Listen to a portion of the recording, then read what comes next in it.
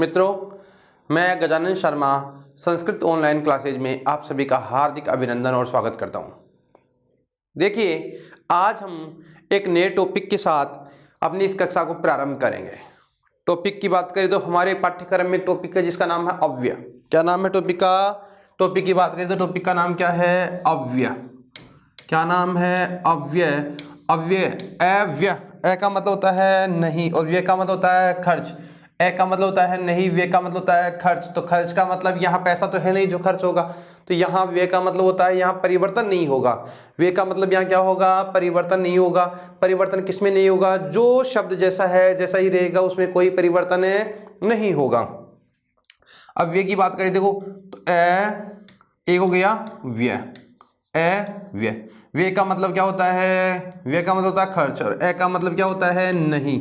ए का मतलब क्या होता है? नहीं, और व्यय का मतलब होता है खर्च। तो खर्च का मतलब यहाँ यह है परिवर्तन, कि जिसमें कोई परिवर्तन नहीं होता, जिसमें कोई परिवर्तन नहीं होता, वह क्या कहलाता है? अव्यय कहलाता है। क्या कहलाता है? अव्यय कहलाता है। क्या कहलाता है? अव्यय। ठीक है। खर्च का मतलब यहाँ यह है परिवर्तन से है, कि जिसमें मतलब जिन शब्दों में, जिसमें सामान्य बात कर रहा हूँ मैं अभी इसकी, जिसमें कोई परिवर्तन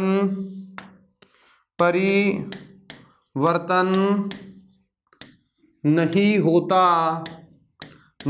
होता वह अव्यय कहलाता है। वह अव्यय कहलाता है। अब देखो किसकी बात हो रही है? यहाँ पर शब्दों की बात हो रही है।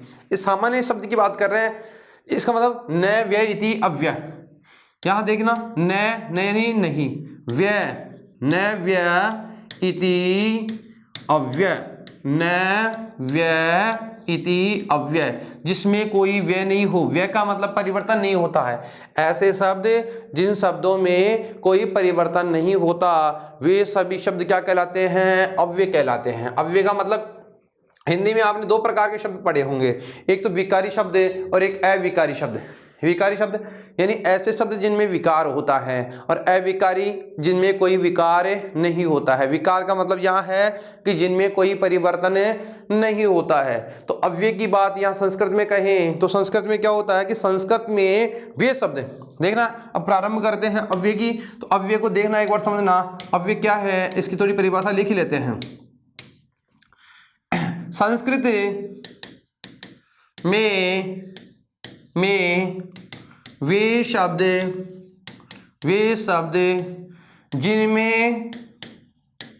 जिनमें कोई परिवर्तन नहीं होता, कोई परिवर्तन नहीं होता, वे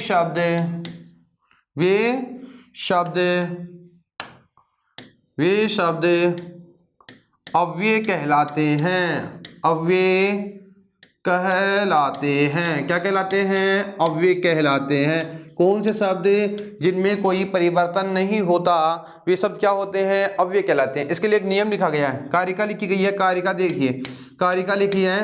कारिका एक कारिका है जिसमें कहा गया है, क्या कहा गया है कि सदृशम त्रिषु लिंगेषु सर्वासु च विभक्तिषु वचनेषु च सर्वेषु यन्न वेति तदव्ययम्। क्या लिखा है? सदृशम त्रिषु लिंगेषु, सदृशम त्रिषु लिंगेषु लिखा है कि सदृशम त्रिषु लिंगेषु सर्वासु च विभक्तिषु, सर्वासु च विभक्तिषु, सदृशम त्रिषु लिंगेषु सर्वासु च विभक्तिषु वचनेषु च सर्वेषु यन्न वेति तद अव्ययम। तद अव्ययम मिला करके लिख देते हैं, तद अव्ययम। देखो इसका मतलब ये हुआ कि सदृशम, सदृशम का मतलब क्या होता है? सदृश होता है, समान होता है। त्रिषु यानी तीनों, लिंगेषु यानी लिंगों में, जो तीनों लिंगों में क्या होता है, समान होता है। सर्वासु च विभक्तिषु, और सभी विभक्तियों में जो समान रहता है। वचनेषु च सर्वेषु, वचनों में, वचनेषु यानी वचनों में, वचन कितने हैं, 3 वचन। च सर्वेषु, सभी वचनों में। यह न वेति, जिसमें कोई परिवर्तन नहीं होता है, तद अव्ययम, वह अव्यय कहलाता है। इसका मतलब यह हुआ कि अव्यय क्या कहलाता है कि जिसमें तीनों लिंगों में, सातों विभक्तियों में, तीनों वचनों में जिसमें कोई परिवर्तन नहीं होता, वह क्या होता है, अव्यय होता है। क्या होता है, अव्यय होता है। इसका मतलब यह हुआ जिस यानी सदृशम यानी समान रहता है। त्रिषु लिंगेषु, जो तीनों लिंगों में सातों विभक्तियों में, विभक्तियां कितनी होती है, 7, पहले भी चर्चा कर चुके हैं। विभक्तियां कितनी होती है, 7। सातों विभक्तियों में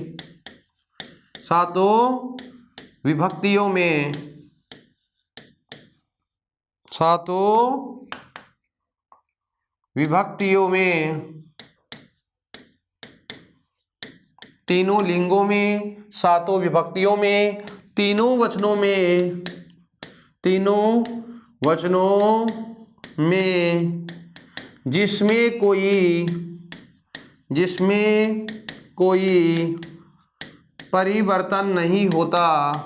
जिसमें कोई परिवर्तन नहीं होता, वह अव्यय कहलाता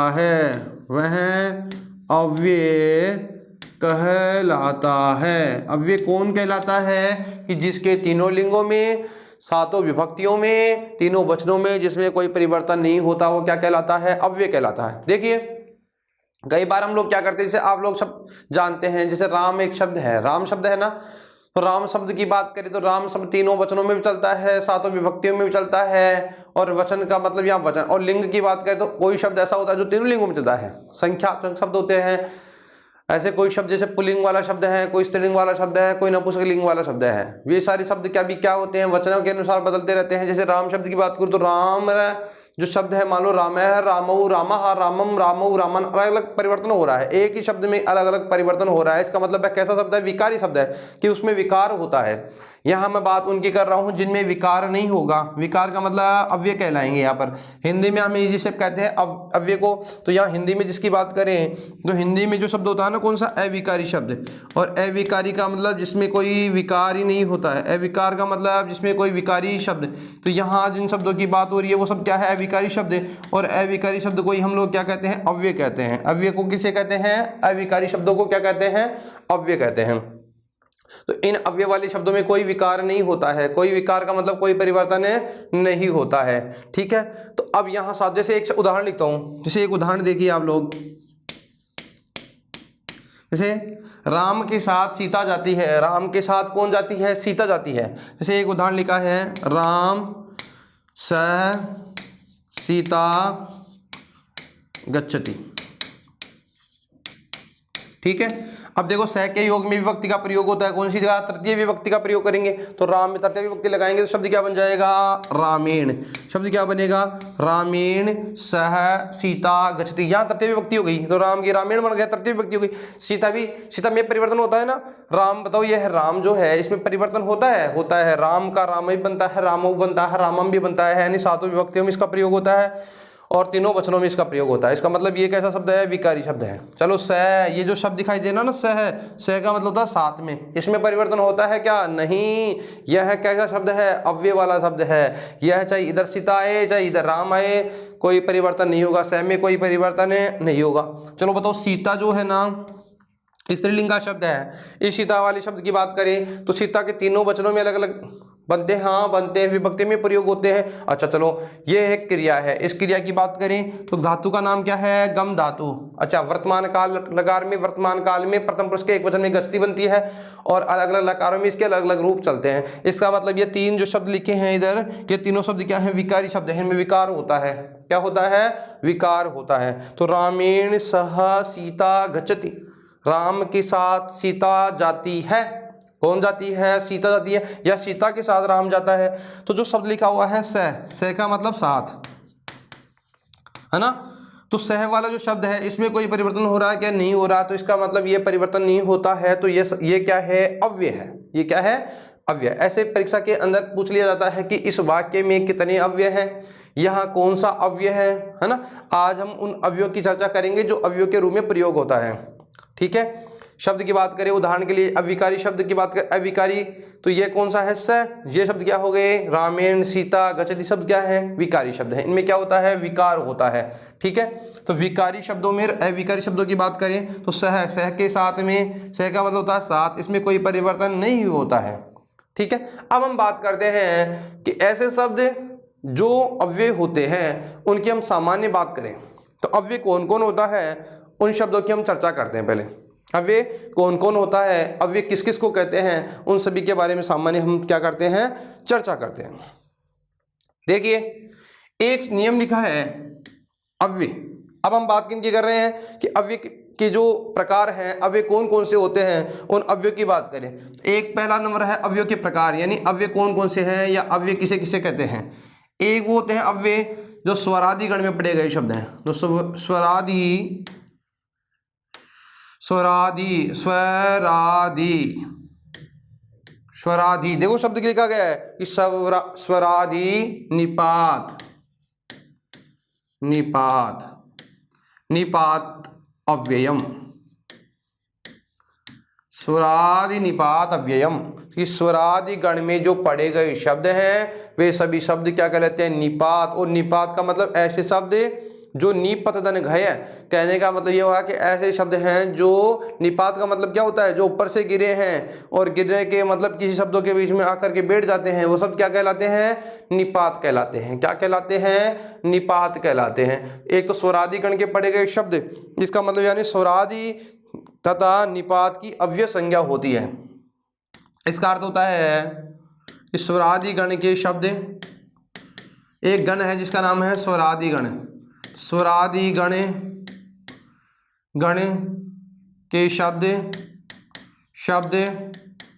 तथा किस किस की? स्वरादि गण के शब्द तथा निपात की अव्यय संज्ञा होती है। अव्यय संज्ञा होती है। अव्यय संज्ञा किन किन की होती है? एक तो स्वरादि गण में पढ़े गए जो भी शब्द हैं उन सभी शब्दों की, तथा निपातों की भी कौन सी संज्ञा होती है? अव्यय संज्ञा। निपात का मतलब क्या होता है? ऐसे शब्द जो दो वर्णों के बीच में या दो शब्दों के बीच में आकर के बैठ जाते हैं और उनमें कोई परिवर्तन नहीं होता है, वो सब क्या कहलाते हैं? निपात कहलाते हैं। जैसे हिंदी में आप पढ़ते हो राम, श्याम और कृष्ण, और बीच में आकर के बैठ गया, यथा और तथा, है ना, जैसा वैसा, ऐसे शब्दों का प्रयोग पढ़ा होगा आप लोगों ने। इन्हें संस्कृत में कहते हैं, इन्हें अव्यय कहते हैं। और स्वरादि गण में जो पढ़े गए शब्द हैं उन शब्दों की कौन सी संज्ञा होती है? निपात संज्ञा होती है। अर्थात यहाँ जो शब्द होते हैं ना, उन शब्दों में क्या नहीं होता है? कोई परिवर्तन नहीं होता है। अब यहाँ देखो, शब्दों को भी दो भागों में बांटा जा सकता है। यहाँ जो शब्द है ना, तो शब्दों को कितने भागों में बांट सकते हैं? शब्दों को दो भागों में बांटा जा सकता है।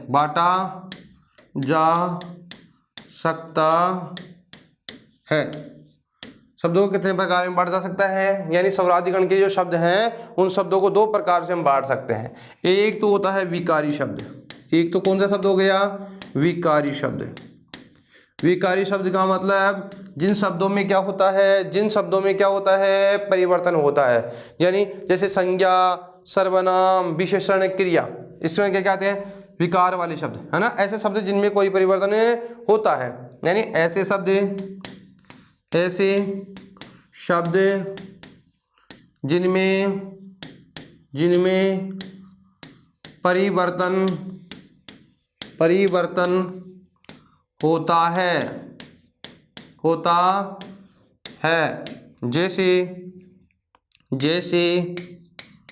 जैसे संज्ञा, जैसे सर्वनाम, जैसे विशेषण,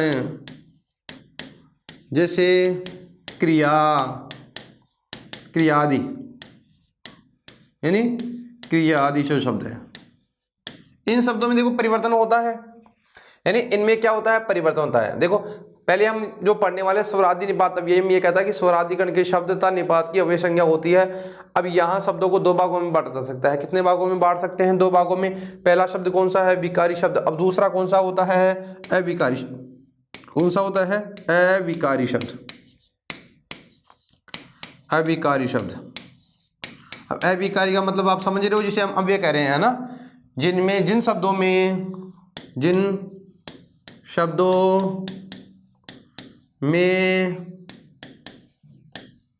कोई परिवर्तन नहीं होता, कोई परिवर्तन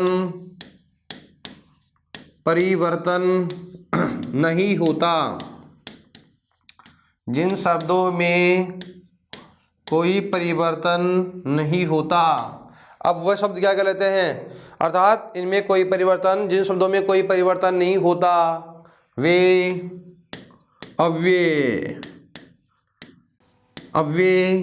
या अविकारी शब्द कहलाते हैं। अविकारी शब्द कहलाते हैं। अव्यय या अविकारी शब्द कहलाते हैं। जैसे जो भी है ना, अब हम जो पढ़ने वाले हैं वो सारे शब्द कैसे हैं? अव्यय। हमारा टॉपिक क्या है? अविकारी शब्द का ही टॉपिक है। अब हम किनको पढ़ने वाले हैं? अविकारी शब्दों को ही पढ़ने वाले हैं। तो यहाँ देखिए, विकार वाले तो वो होते हैं जिनमें संज्ञा, सर्वनाम, विशेषण आदि, क्रिया आदि में जिनमें कोई क्या होता है? परिवर्तन होता है। और यहाँ पर इनमें परिवर्तन नहीं होता है। पहला सूत्र लिखा हमने स्वरादि निपात अव्ययम, यानी स्वरादि गण के जो भी शब्द हैं उन सभी शब्दों की बात करें तो उन शब्दों में क्या होता है? वो सारे शब्द क्या कहलाते हैं? अव्यय कहलाते हैं। और निपात शब्दों को भी क्या कहते हैं? अव्यय कहते हैं। अब उन शब्दों की बात करें तो स्वरादि गण के जो शब्द हैं उन शब्दों की बात करें तो जैसे उन शब्दों को मैं लिखता हूं पहले स्व। शब्दों को लिखे तो देखिए, एक स्वर, स्वर से क्या बनता है? स्व। स्व शब्द का नाम है स्व, ठीक है।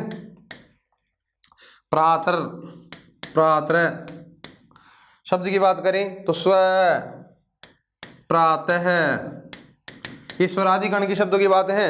यानी कि इन शब्दों में भी क्या होता है? पुनरय, शनई, शनई, स्व है, प्रात्र है, पुनरय है, शनई, उच्चई, उच्चई, निचई, उच्चई, निचई, आरात, आरात, आरात, रीते, रीते। शब्द कौन कौन से हैं? स्व है, प्रातः है, पुनरय, शनई, उच्चई, निचई, आरात, रीते, अंतरेण, अंतरा, अंतरेण, अंत, अंतरेण, अंतरा, अंतरांतरेण युक्त द्वितीय पढ़ा है ना आप लोगों ने सूत्र कि अंतरांतरेण द्वितीय पढ़ा है, वो शब्द की बात है। जैसे सहसा, स्वधा, सहसा, स्वधा, च, बही, च, बही, दिक्, दिक् का मतलब क्या होता है? धिक्कारना। दिक् का मतलब क्या होता है? धिक्कारना। ननु, ननु, ननु का मतलब होता है निश्चय, नूनम होता है, सॉरी, नूनम, दिक्, दिक् हो गया, दिक् का हो गया ना, नूनम, खलु, खलु, एव, एव, खलु, एव, चीरम, चीरम, सायं, चीरम, सायं, पुरतः, पुरतः, पुरतः, पुरतः, सहसा, सहसा, निक्सा,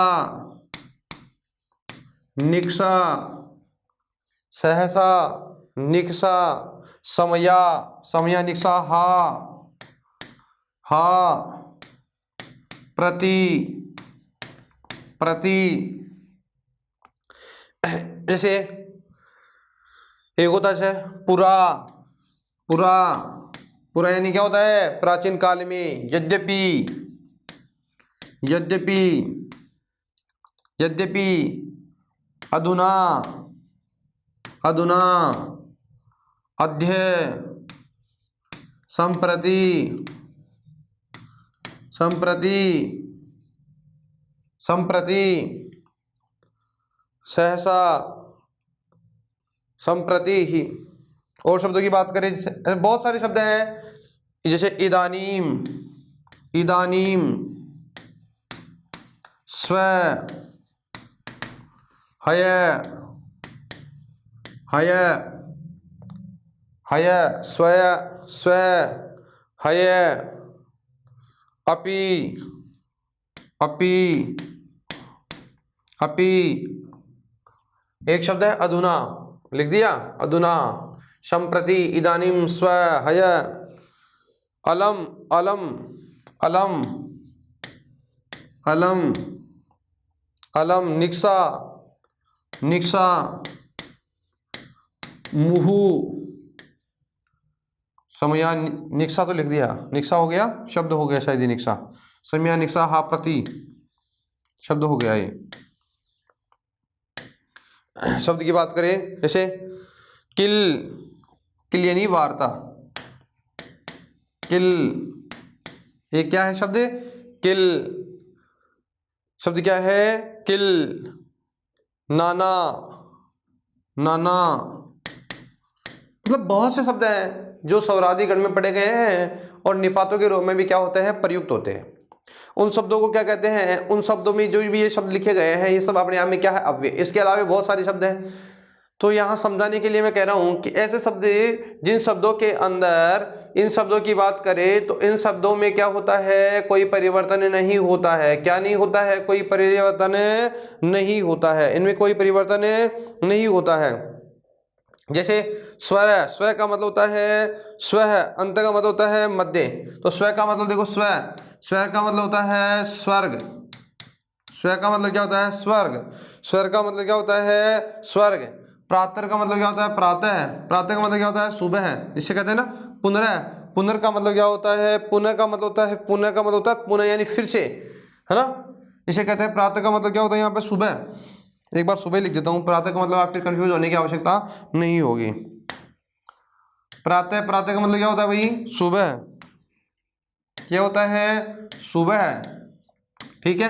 पुनर् का मतलब होता है पुनः, पुनः का मतलब होता है फिर से, इसे हम कह सकते हैं पुनः यानी पुनः फिर कार्य को करना। सने, सने का मतलब होता है धीरे धीरे, सने का मतलब क्या होता है धीरे धीरे।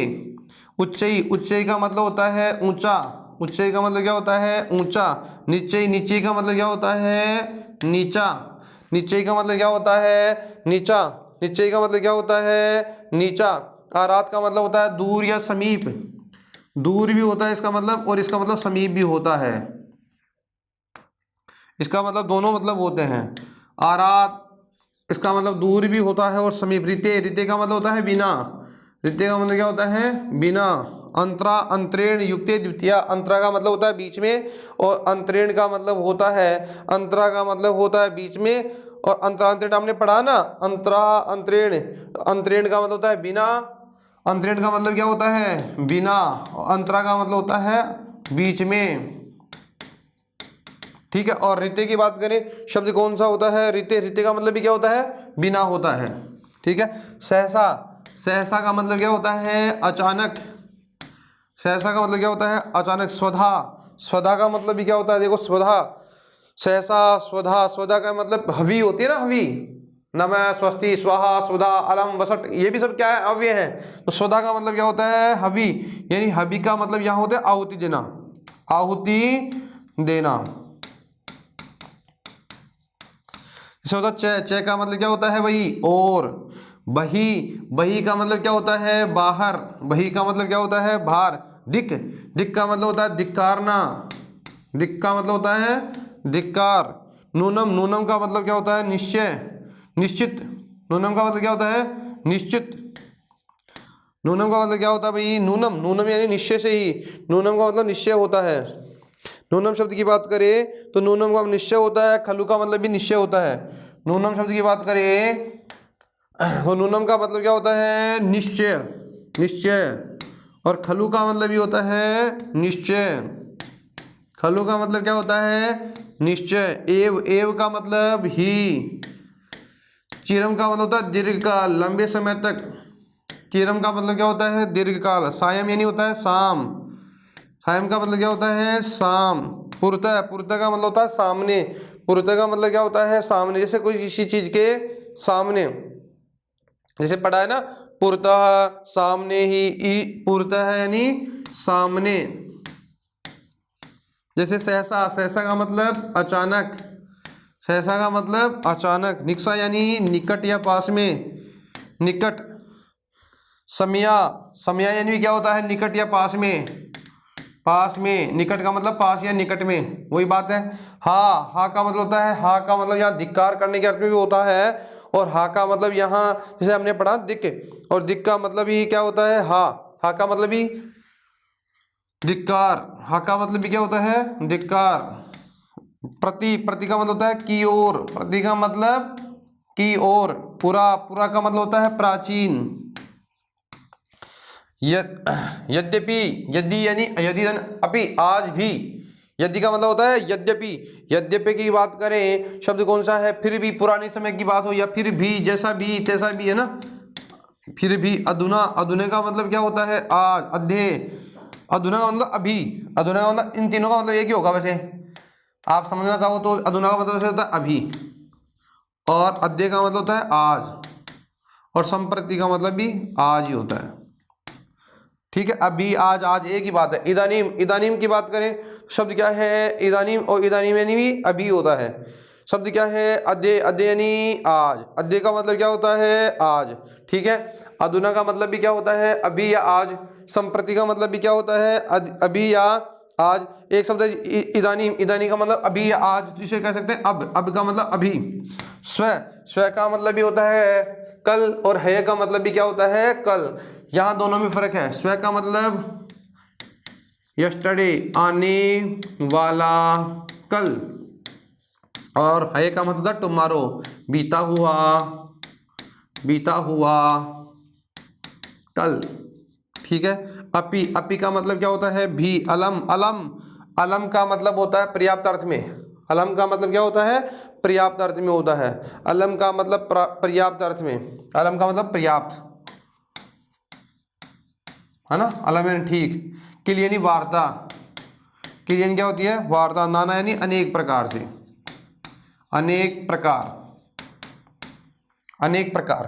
देखिए, इन शब्दों के माध्यम से, जैसे एक शब्द होता है तूष्णीम, तूष्णीम का मतलब अर्जुन, अर्जुन है तूष्णीम बबू है, अर्जुन चुप हो गया। भगवत गीता में कहते हैं ना कि अर्जुन ऐसा कर करके चुप हो जाता है, तो तूष्णीम का मतलब होता है मौन होना या चुप होना। मौन का मतलब, अब इसे चुप भी कह सकते हैं आप, चुप होते हैं ना, चुप होना, चुप। तूष्णीम का मतलब होता है चुप यानी मौन होना। तो बहुत सारे शब्द हैं, स्वरादि निपात में जो पढ़े गए शब्द हैं, उन शब्दों की बात करें तो शब्दों की तो अथाह है, लेकिन फिर भी उनकी बात करें हम लोग तो एक बार ध्यान देना, इन शब्दों को हम एक बार रिपीट करते हैं, फिर आगे चलते हैं। कि स्वरादि निपात, अब ये हम कहा गया है कि स्वरादि गण में जो पढ़े गए शब्द हैं, उन सभी शब्दों की क्या होती है, अव्यय संज्ञा होती है, और अव्यय हो जाते हैं, और इनमें कोई परिवर्तन नहीं होता है। जैसे शब्द है स्वर, स्वर का मतलब होता है स्व, स्व का मतलब होता है स्वर्ग। प्रातः का मतलब प्रातः, प्रातः का मतलब क्या होता है, सुबह।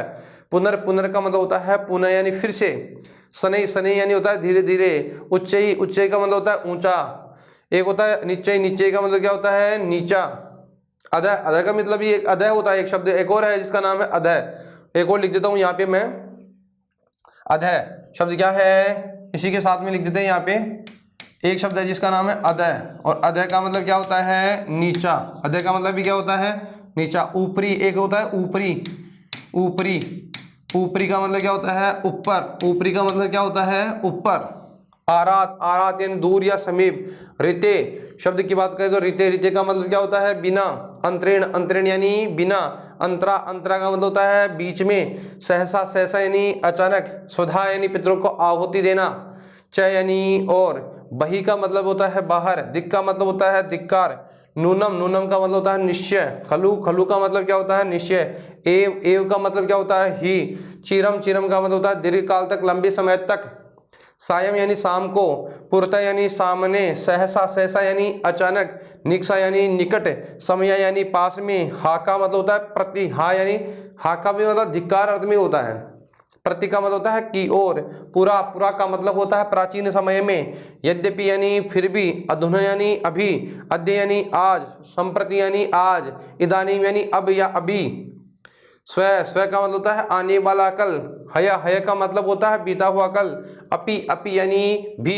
अलम, अलम का मतलब होता है पर्याप्त अर्थ में यानी पर्याप्त। किल यानी वार्ता या निश्चय। किल का मतलब दो अर्थ होते हैं, किल यानी वार्ता या निश्चय। ठीक है। अब हम बात करें नाना, नाना का मतलब होता है अनेक प्रकार से। और तुष्टिम का मतलब होता है चुप होना। तुष्टिम का मतलब क्या होता है चुप। जैसे यत्र, यत्र यानी यहाँ, तत्र, तत्र यानी वहाँ। जैसे यदा यानी जब। जैसे और शब्दों की बात करूँ, जैसे आपने पढ़ा होगा यत्र, यत्र यानी यहाँ। तत्र, तत्र यानी वहाँ। एक शब्द पढ़ा है आपने कुत्र, कुत्र यानी कहाँ, कुत्र यानी कहाँ, है ना। यथा, यथा यानी जैसा, यथा यानी जैसा। तथा, इन शब्दों को भी पढ़ लेते हैं। तथा, तथा यानी वैसा। यथा, तथा। यत्र यानी यहाँ, तत्र यानी वहाँ, कुत्र यानी कहाँ, यथा यानी जैसा, तथा यानी वैसा, है ना। जैसे ऐसे बहुत सारे शब्द हैं। तो उन शब्दों को हम क्या करते हैं, इन शब्दों की बात करें तो इनमें कोई परिवर्तन नहीं होता। एक तो किन में नहीं होता, पहले स्वरादि निपात में जो पढ़े गए शब्द हैं उन शब्दों में कोई परिवर्तन नहीं होता। अब दूसरों की बात करें। एक जो शब्द, आप ध्यान रखना कि एक हमने जो प्रत्यय पढ़ा है, पहले प्रत्ययों की बात कर रहे हैं। प्रत्यय कि जो प्रत्यय से, कुछ प्रत्यय से हैं जिन प्रत्यय से बनने वाले शब्दों में क्या नहीं होता है, कोई परिवर्तन नहीं होता है। उन प्रत्ययों की बात करें तो एक तो हमारा प्रत्यय जिसका नाम है कत्वा। प्रत्यय कौन सा है, कत्वा। कत्वा हमारे सिलेबस की बात कर रहा हूं मैं, जो सिलेबस में जो प्रत्यय चलते हैं, कत्वा, ल्यप और एक होता है तुमुन। कत्वा, ल्यप और तुमुन। प्रत्ययों से बनने वाले रूप अव्यय के रूप में प्रयुक्त होते हैं। अव्यय के रूप में प्रयुक्त होते हैं, प्रयुक्त होते हैं। किन की बात कर रहे हैं, कत्वा प्रत्यय, ल्यप प्रत्यय व तुमुन प्रत्यय से बनने वाले रूप अव्यय के रूप में प्रयुक्त होते हैं। किन के रूप में प्रयुक्त होते हैं, अव्यय के रूप में प्रयुक्त होते हैं।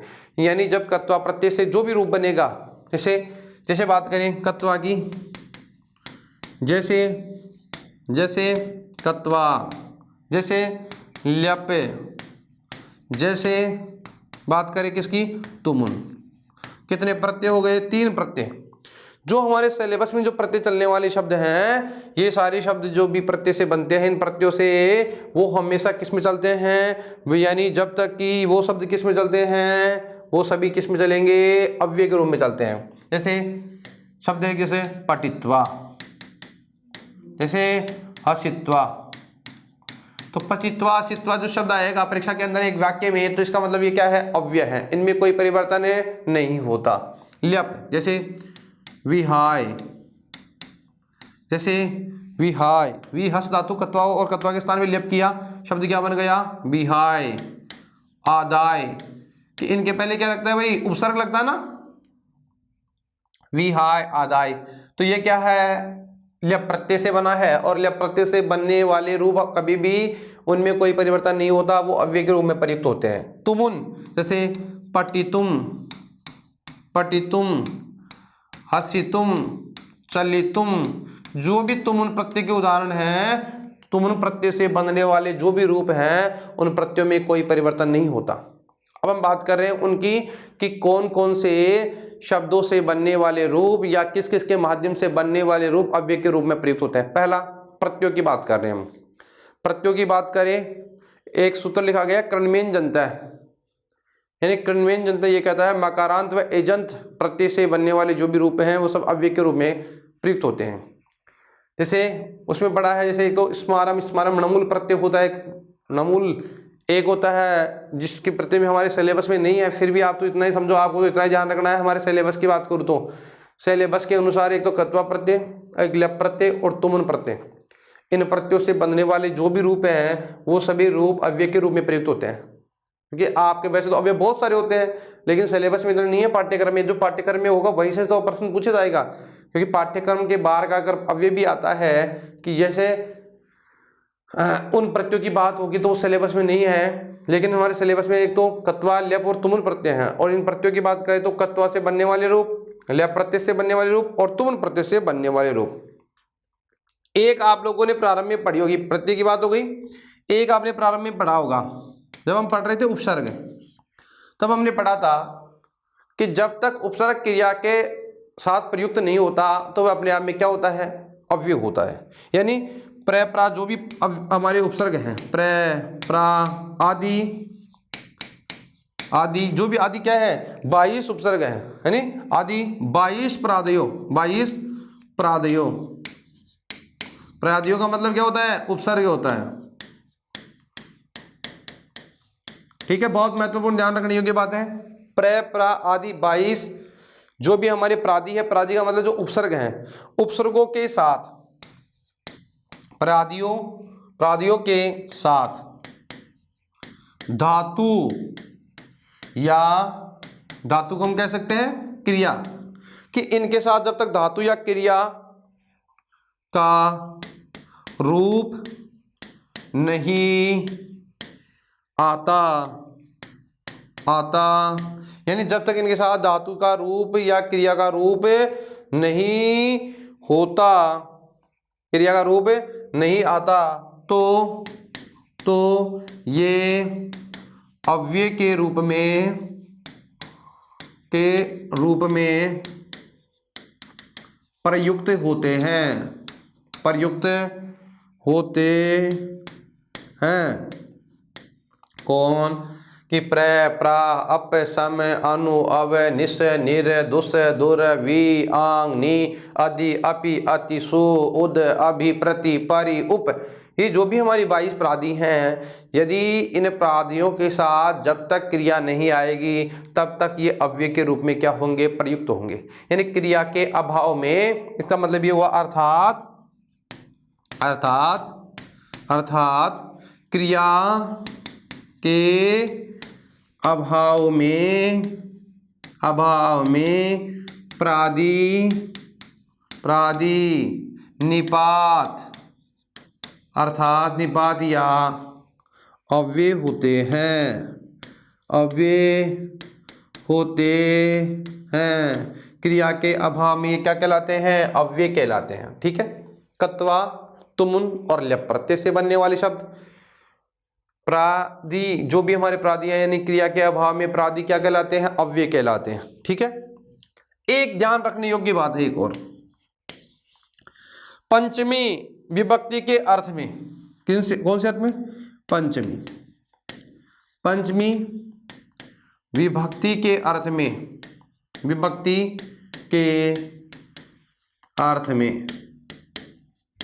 पंचमी विभक्ति के अर्थ में तसील प्रत्यय से बने शब्द, यानी तसील प्रत्यय, एक प्रत्यय जिसका नाम है तसील प्रत्यय, किसकी बात कर रहे हैं, यानी पंचमी विभक्ति के अर्थ में प्रत्यय का नाम है तसील। प्रत्यय से बने रूप अव्यय हो जाते हैं।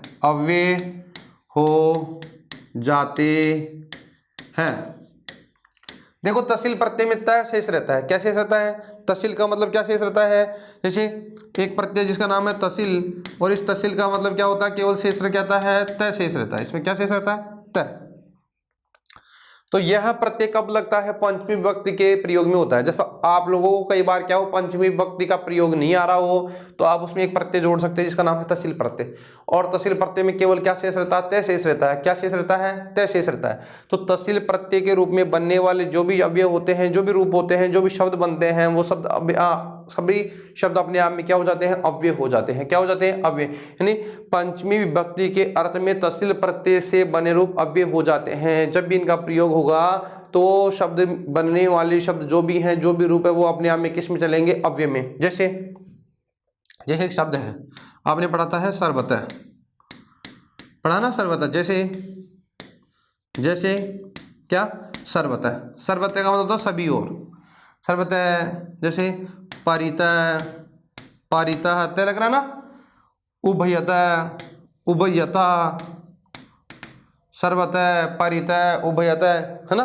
सर्वतः का मतलब क्या होता है? सभी ओर से। उभयतः का मतलब दोनों ओर से। परितः का मतलब चारों ओर से, है ना। तो सर्वतः यानी सभी ओर से, परितः का मतलब भी चारों ओर से, है ना। ग्रामतः यानी गांव के दोनों ओर से। यतः, यतः यानी क्योंकि यतः, जैसे मान लो यत शब्द है लगा दिया आपने तो क्या बन गया? यतः है। यतः का मतलब, इसका मतलब जानते हो? सर्वतः का मतलब और परितः का मतलब क्या होता है? सभी ओर। परितः का मतलब चारों ओर होता है और इसका भी क्या होता है? सर्वतः यानी सभी ओर होता है। उभयतः का मतलब होता है दोनों ओर। उभयतः का मतलब क्या होता है? दोनों ओर। और यत का मतलब होता है क्योंकि।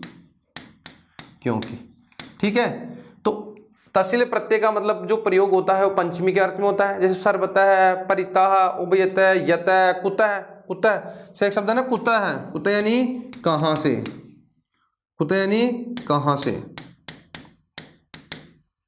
इतस्ततः, इतस्ततः यानी होता है इधर उधर। इतः, इतः यानी इधर से। एक होता है इतः, इधर से, है ना। इतस्ततः इधर उधर। तो इतस्ततः, इतस्ततः, इत यानी यहाँ से, इतस्ततः इधर उधर। तो तय का मतलब तय प्रत्यय से, तहसील प्रत्यय से बनने वाले रूप भी किसमें प्रयुक्त होते हैं? अव्यय में होते हैं प्रयोग। ठीक है। एक है जिसकी हम बात कर रहे हैं, एक शब्द और है जिसकी बात करें, सप्तमी। अब हम बात कर रहे हैं पंचमी की।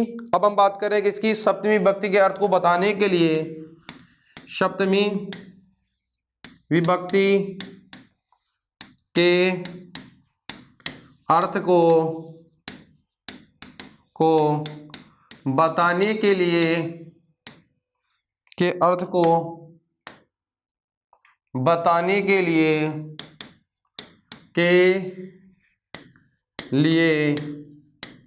त्रिल, एक प्रत्यय जिसका नाम क्या है?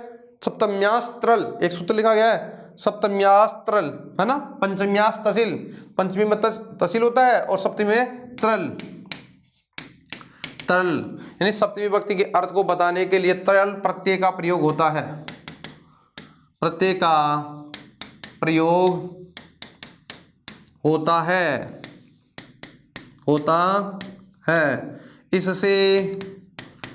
इससे बनने वाले रूप अव्यय हो जाते हैं। अव्यय बन जाते हैं। शब्द क्या बन जाते हैं? अव्यय बन जाते हैं। जैसे अब हम बात करें तरल। तरल में क्या शेष रहता है? एक प्रत्यय जिसका नाम है तरल, और तरल में क्या शेष रहेगा? प्रत्यय कौन सा है? तरल। और तरल में क्या शेष रहता है? त्रय। अब जैसे यानी सप्तमी विभक्ति अर्थ के लिए एक प्रत्यय प्रयुक्त होता है जिसका नाम है त्रिल प्रत्यय है, और त्रिल प्रत्यय से बनने वाले रूप अव्यय के रूप में प्रयुक्त होते हैं। उनकी बात करें, त्रिल प्रत्यय में क्या शेष रहता है? त्रय। त्रय शेष रहता है। जैसे शब्द है मान लो किम तरल, जैसे किम से किम मैं की संज्ञा हो गई, और शब्द क्या बन गया? कुत्र है। पढ़ते ना कुत्र। कुत्र का मतलब होता है कहाँ। कुत्र का मतलब क्या होता है? कहाँ। देखो शब्द क्या है? कुत्र। कुत्र का मतलब क्या होता है? कहाँ। जैसे तत्र, यत्र, सर्वत्र, इन शब्दों के जैसे प्रयोग होगा जहां पर भी, तो यहां पे देखो सप्तमी विभक्ति का प्रयोग हो जाए। अन्यत्र, तरल प्रत्यय से बनने वाले जो भी रूप हैं वो सभी रूप किस में प्रयुक्त होते हैं? वो सभी रूप किस में प्रयुक्त होते हैं? अव्यय के रूप में प्रयुक्त होते हैं। यानी सप्तमी विभक्ति के अर्थ वाले जो भी रूप हैं वो सभी कुत्र, तत्र, यत्र, सर्वत्र, अन्यत्र वो किस में प्रयुक्त होते हैं? वो हमेशा अव्यय के रूप में। जैसे कुत्र यानी कहाँ से, तत्र यानी वहां से, यत्र यानी यहाँ से, है ना, सर्वत्र यानी सभी ओर से, सभी जगह से, सभी, अन्यत्र अन्य ओर से, है ना। तो यहाँ मतलब अन्यत्र का मतलब होता है अन्य, कहीं भी ओर से, यानी अन्य का मतलब होता है अन्य ओर से, कहीं ओर से, कहीं और, कहीं और। सर्वत्र यानी सभी ओर। जैसे यत्र, यत्र यानी यहाँ, यत्र का मतलब क्या होता है? यहाँ, जहाँ, वहाँ। तो इनका मतलब यहाँ तृण प्रत्यय से बनने वाले जो भी रूप हैं वो सभी रूप अव्यय के रूप में प्रयुक्त होते हैं। ठीक है, आगे देखिए।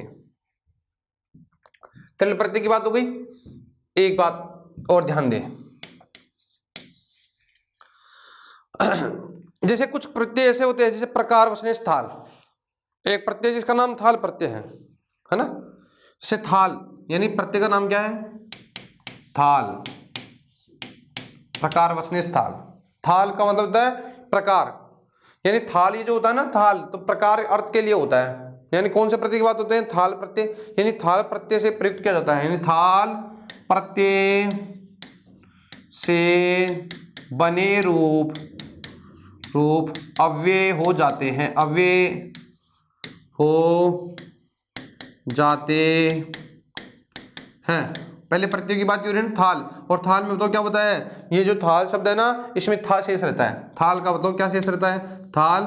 थाल का मतलब क्या शेष रहता है? था। जैसे उदाहरण की बात करूं, उदाहरण की बात करें तो जैसे यथा, तथा। यथा यानी जैसा, यथा का मतलब क्या होता है? जैसा। तथा यानी जिस प्रकार का है, यथा यानी जिस प्रकार का, तथा यानी उसी प्रकार का, अन्यथा, अन्यथा। जैसे जिस प्रकार, यथा यानी जिस प्रकार, तथा यानी उसी प्रकार, तथा उस प्रकार, यथा यानी जिस प्रकार, तथा यानी उसी प्रकार, अन्यथा यानी अन्य प्रकार, अन्य प्रकार का है, अन्य प्रकार। और सर्वथा, सर्वथा का मतलब सभी प्रकार, सर्वथा यानी सभी प्रकार से वैसा है। ठीक है, सर्वथा का मतलब होता है सभी प्रकार। ठीक है, एक बात करें, थाल प्रत्यय से बने रूप अव्यय हो जाते हैं। थाल का था शेष सकता है, और ये जो प्रकार अर्थ में होता है, यानी इसका प्रयोग का होता है प्रकार अर्थ में, यानी प्रकार अर्थ में। ये कौन से अर्थ में होता है? प्रकार अर्थ में। कौन सा प्रत्यय? थाल प्रत्यय। यानी कौन सा प्रत्यय कब होता है? थाल प्रत्यय प्रकार अर्थ में होता है। थाल में था शेष रहता है, यथा, तथा, अन्यथा, सर्वथा। अब देखिए कुछ शब्द ऐसे हैं जिनकी हम बात करें तो जैसे उन शब्दों की बात करें तो सर्व शब्द, एक शब्द, किम सत, यत, तत्, जो शब्द है ना, उन शब्द प्रत्ययों के भी रूप जब चलते हैं तो उनका रूप भी किस में चलता है? अव्यय के रूप में चलता है।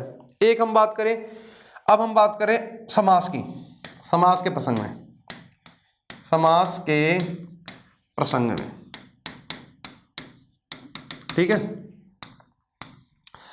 अब समास के प्रसंग की बात करें तो अव्ययी भाव, अव्ययी भाव समास के समस्त रूप अव्यय के रूप में प्रयुक्त होते हैं, अव्यय के रूप में प्रयुक्त होते हैं, प्रयुक्त होते हैं। किसके? अव्ययी भाव समास के जो समस्त रूप बनते हैं। अव्ययी भाव समास, पूरा समास जो है ना अव्यय के रूप में प्रयुक्त होता है। किसके रूप में प्रयुक्त होता है? अव्यय के रूप में। कौन सा समास? अव्ययी भाव समास। जैसे जो भी उदाहरण आपने पढ़ा है ना, जैसे उपकृष्णम, कृष्ण से समीपम पढ़ा है ना, उपकृष्णम, अधिहरि, अधिहरि, अधिहरि, हरि के समीप। जैसे उपयमुनम, उपयमुनम। जो भी रूप बनने वाले हैं अव्ययी भाव समास के, वे सभी, जैसे प्रत्येकम, प्रत्यर्थम, प्रत्यर्थम, या प्रत्येकम, प्रतिव्रसम, कि अव्ययी भाव समास के जो भी रूप हैं वे सभी रूप अव्यय के रूप में क्या होते हैं, प्रयुक्त होते हैं। किसके रूप में प्रयुक्त होते हैं, अव्यय के रूप में होते हैं। जैसे अव्ययी भाव समास के समस्त रूप अव्यय के रूप में क्या होते हैं, प्रयुक्त होते हैं। कौन से समास के रूप अव्यय के रूप में प्रयुक्त होते हैं, अव्ययी भाव समास के। ठीक है, एक इसी में एक और ध्यान देना, एक गति तत्पुरुष समास होता है और एक होता है व्यतिहार बहुव्रीहि, है ना। व्यतिहार बहुव्रीहि ये हमारे सिलेबस में नहीं है, फिर भी आप समझना, व्यतिहार बहुव्रीहि, बहुव्रीहि समास के रूप अव्यय के रूप में प्रयुक्त होते हैं। किसके रूप में प्रयुक्त होते हैं, अव्यय के रूप में प्रयुक्त होते हैं, प्रयुक्त होते हैं। कौन से समास की बात हो रही है, व्यतिहार बहुव्रीहि समास की। जैसे केशेषु गृहीत्वा इदं युद्धं प्रवर्त्यम केशाकेशी, कि जैसे केशों को मतलब बालों को पकड़ पकड़ के जो लड़ाई होती है ना, जैसे मान लो कई बार ऐसी लड़ाई हुई जिसमें मान लो महिलाओं की लड़ाई हो रही है और महिलाएं क्या कर रही है, केस को पकड़ने के लिए यानी बालों को पकड़ पकड़ के खींच रही है, लड़ाई हो रखी है, तो केशेषु प्रवर्त्यम इदं युद्धं प्रवर्त्यम केशाकेशी। तो देखो उदाहरण की बात करें तो उदाहरण क्या है, केशाकेशी, केशाकेशी, केशेषु प्रवर्त्यम इदं युद्धं केशाकेशी। जैसे उन शब्दों की बात करें तो अव्यय की बात कर रहे हैं हम लोग, किनकी, उन अव्ययों की बात कर रहे हैं जिन अव्ययों के अंदर क्या होता है, यानी यहाँ पर उनके उदाहरणों की बात हुई तो यहाँ पर केशेषु गृहीत्यम इदं युद्धं प्रवर्त्यम क्या बन गया, केशाकेशी। जैसे अन्य शब्दों की बात करें, जैसे एक होता है उदाहरण, जैसे मुष्टि प्रहर्त्यम इदं उदं मुष्टामुष्टि, दंडेश प्रहर्त्यम इदं युद्धं प्रवर्त्यम दंडादंडी। तो यानी झगड़ा हुआ लकड़ी से, दंडाह दंडी। तो व्यतिहार बहुव्रीहि समास के जो रूप होते हैं, एक उन रूप से बनने वाले जो भी शब्द हैं वे भी शब्द किस में प्रयुक्त होते हैं, वे शब्द भी, यानी कि यहाँ पर उन शब्दों की बात करें तो वो शब्द भी किस में होते हैं, बहुव्रीहि समास में प्रयुक्त होते हैं। उन शब्दों की बात करें तो कौन से समास में होते हैं, बहुव्रीहि समास में प्रयुक्त होते हैं। अब हम बात कर रहे हैं ऐसे शब्दों की जिसमें क्या होता है, एक होता है ह्रील प्रत्यय, प्रत्यय का नाम है ह्रील प्रत्यय। ह्रील प्रत्यय में क्या होता है, शेष रहता है। प्रत्यय की बात करें तो व्यतिहार बहुव्रीहि समास के रूप जो होते हैं उन प्रत्ययों की बात करें तो इसमें भी बनने वाले जो रूप हैं वो किस में प्रयुक्त हो रहे हैं, वो प्रयुक्त हो रहे हैं हमारे अव्यय के रूप में। एक प्रत्यय है जिसका नाम है ह्रील प्रत्यय। ह्रील प्रत्यय में ही शेष रहता है, तो ही शेष रहता है, तो ह्रील प्रत्यय से जो भी बनने वाले रूप हैं उन प्रत्यय के बनने वाले रूपों की बात करें तो वो रूप भी हमेशा किस में चलते हैं, वो रूप भी अव्यय के रूप में क्या होते हैं, प्रयुक्त होते हैं। किसके रूप में प्रयुक्त होते हैं, अव्यय के रूप में प्रयुक्त होते हैं। प्रत्यय की बात कर रहे हैं। अच्छा, प्रत्यय की हमने चर्चा कर ली, एक बार फिर से रिपीट कर दूं। प्रत्यय की हमने चर्चा कर ली, अब तक जो भी शब्द आए थे उन शब्दों की हमने चर्चा कर ली। जो शब्द कौन कौन से, जैसे एक बार फिर से रिपीट करूं, स्वरादि निपात वाले शब्द अव्यय के रूप में प्रयुक्त होते हैं। कत्वा प्रत्यय, ल्य प्रत्यय और तुमुन प्रत्यय से बनने वाले शब्द अव्यय के रूप में प्रयुक्त होते हैं। अच्छा, जो आपके 22 उपसर्ग हैं वो 22 उपसर्ग जब तक क्रिया के साथ नहीं आएंगे तब तक अव्यय के रूप में प्रयुक्त होंगे। पंचमी विभक्ति के अर्थ में एक प्रत्यय होता है जिसका नाम है तहसील प्रत्यय। प्रत्यय का नाम क्या है, तहसील प्रत्यय। और तहसील प्रत्यय भी किस में प्रयुक्त होता है, तहसील प्रत्यय भी अव्यय के रूप में प्रयुक्त होता है ना। एक प्रत्यय होता है तरल प्रत्यय, सप्तमी अर्थ के लिए होता है, और तरल प्रत्यय से बनने वाले जो भी रूप है वो शब्द भी किस में प्रयुक्त होते हैं, अव्यय के रूप में प्रयुक्त होते हैं। एक होता है थाल प्रत्यय, प्रकार वचने स्थाल, यानी प्रकार अर्थ में जो प्रत्यय होता है इसका नाम है थाल प्रत्यय, और थाल प्रत्यय से बनने वाले रूप भी अव्यय के रूप में क्या होते हैं, प्रयुक्त होते हैं, है ना। एक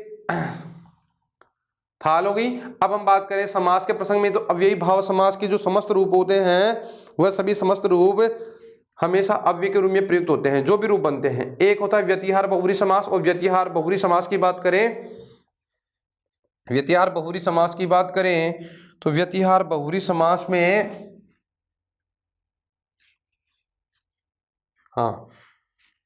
व्यतिहार बहुव्रीहि समास के जो भी रूप हैं वो सभी रूप भी किस में चलते हैं, अव्यय के रूप में चलते हैं। एक बार यहाँ थोड़ा गलती हुई है, इसको ठीक करते हैं।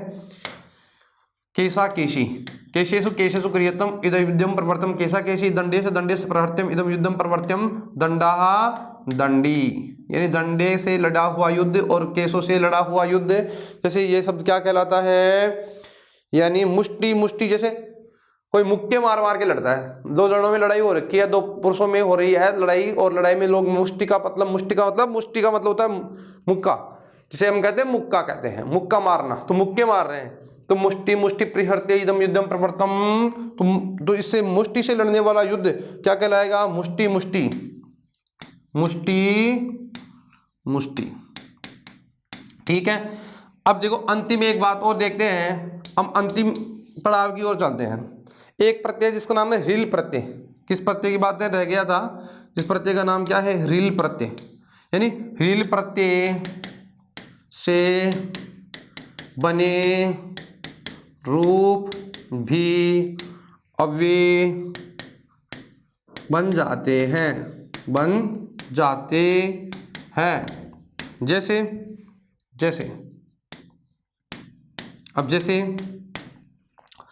ये हिल प्रत्यय से मतलब जैसे एक शब्द है जिसका नाम है एतरही, तरही पढ़ा ना आपने, तरही एतरही, ये वाले शब्द भी क्या हैं, अव्यय के रूप में प्रयुक्त होते हैं। किसके रूप में प्रयुक्त होते हैं, तरही यानी तो, तरी तो यानी तो, और एतरी यानी एतरी की बात करें तो यही तो बात है, यही तो एतरही तरही जो भी त्रिहिल प्रत्यय से बनने वाले रूप हैं, वे वाले रूप भी क्या है, किसके रूप में प्रयुक्त होते हैं, तो यहाँ उसके रूप में प्रयुक्त होते हैं, अव्यय के रूप में प्रयुक्त होते हैं। ठीक है, इसी के साथ हमारे मुख्य अव्यय यही हैं, और अव्यय का मतलब जिसमें कोई परिवर्तन नहीं होता, है वो क्या कहलाता है, अव्यय कहलाता है। और जिसमें तीनों लिंगों में, तीनों वचनों में, सातों विभक्तियों में जिसमें कोई परिवर्तन नहीं हो वो क्या कहलाता है, अव्यय कहलाता है। ठीक है, अब जैसे हम परीक्षा की दृष्टि से बात करें, परीक्षा की दृष्टि से आपके सामने कई बार क्या होता है, परीक्षा के अंदर ऐसा प्रश्न दिया जाता है, उदाहरण की बात करें, उदाहरण देखिए इसका, या प्रश्न देखिए, एक प्रश्न पूछा जाता है आपसे। अब यहां देखो प्रश्न क्या है, जैसे परीक्षा के अंदर दे दिया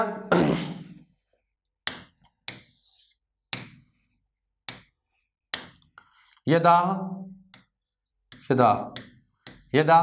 अब देखो आपको इस वाक्य में ये देखना होता है कि कौन सा शब्द इसमें, यदा श्री राम है आगच्छति, यदा श्री राम है आगच्छति तदा अहम गच्छामि, जब श्री राम आएंगे उनके दर्शनों के बाद ही मैं जाऊंगा, देखने के बाद ही जाऊंगा। सबरी कहती है जब श्री राम मेरी कुटिया में पधारेंगे उसी के बाद में मैं यहाँ से जाऊंगी। और ऐसा ही हुआ था कि नहीं हुआ था कि जैसे श्री राम प्रवेश करते हैं और सबरी क्या करती है, वहां से चली जाती है। अब यह देखो यदा, अब देखो श्री राम जो शब्द है ये अव्यय क्या नहीं, आगच्छति क्रिया है, अहम सर्वनाम है, गच्छामि क्रिया है। इसका मतलब अव्यय कौन कौन से है, यदा और तदा, तो ये दो क्या है, अव्यय। तो वाक्य में आपको इतना ध्यान रखना है कि कौन सा अव्यय है, कौन से अव्यय का। से यदा के साथ में तदा आता है, यदा के साथ तदा आता है। कई बार परीक्षा में पूछ लिया जाता है, जैसे कल मंगलवार है, आज वर्षा होगी, तुम विद्यालय कब जाओगे, तो वाक्यों का निर्माण करा लेता है। जैसे शनैः चरति, वह धीरे धीरे चलता है। जैसे अर्थ भी पूछ लेता है, जैसे शनैः का क्या अर्थ होता है, शनैः, कई बार प्रश्न में ऐसा प्रश्न होता है, शनैः इत्यस्य क्या अर्थ है, तो शनैः का क्या अर्थ होता है, तो शनैः का मतलब क्या होता है। जैसे अब उदाहरण पूछ लिया, तो जैसे उदाहरण दे दिया शनैः, इसके अर्थ में पूछ लिया, तो आपके क्या है, शनैः का मतलब धीरे धीरे, या धीरे धीरे, जैसे शनैः गजः चलति, धीरे धीरे हाथी चलता है, हाथी क्या करता है। जैसे उदाहरण इसी को वाक्य में पूछ लेंगे, ये प्रश्न है मान लो, शनैः के आधार पर एक वाक्य का निर्माण पूछ लेता है, तो फिर क्या होगा, गजः है, गजः का मतलब हाथी, गजः शनैः चलती, गज धीरे धीरे चलता है। तो मतलब यहाँ एक प्रश्न पूछ लिया जाता है, यहाँ पे शनैः के आधार पर एक अव्यय का निर्माण कीजिए, एक वाक्य का प्रयोग कीजिए। तो आपको ये ध्यान रखना है कि अव्यय को छांटना है और अव्यय का प्रयोग कैसे होगा, अव्यय कौन कौन से हैं, उन सभी को क्या कहते हैं, अव्यय जिनमें कोई परिवर्तन नहीं होता है। इसी के साथ हमारा जो टॉपिक था अव्यय, इस टॉपिक को हम समाप्त करते हैं। देखिए अव्यय के बारे में कई बार आप लोग कंफ्यूज रहते हैं। यहाँ से इसके संबंधित अर्थ से संबंधित प्रश्न होता है या वाक्य में, एक वाक्य में बहुत सारे अव्यय देख करके पूछा जाता है कि इस वाक्य में कितने अव्यय हैं। तो आपको इन शब्दों को जो बताया है उनको ध्यान रखेंगे, इनका स्मरण रखते हुए आपको याद करना है, तैयारी करनी है। धन्यवाद मित्रों। इन शब्दों के साथ आज की हम इस कक्षा को समाप्त करते हैं।